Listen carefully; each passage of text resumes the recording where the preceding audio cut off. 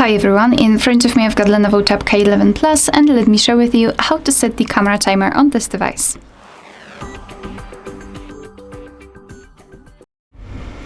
So let's begin with opening the camera app. And currently we are in the standard photo mode, which is great. So now we can take a look at this option bar, which is in this configuration on the left, and now tap on the 3 bars icon. So this bar, so the last bar, let's say, is connected with the timer. In this device, we've got 3 options. So all you have to do is to tap on the option you'd like to use. We've got off, 3 and 10 seconds delay.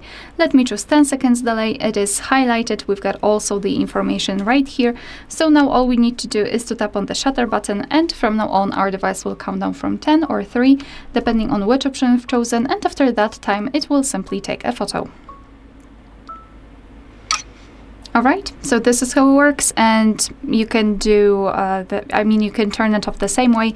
So just tap on the 3 bars icon and tap on off, so this crossed out icon. And now your device will take photos right after touching the shutter button. Alright, so that will be all. Thank you so much for watching. Please hit the subscribe button and leave the thumbs up.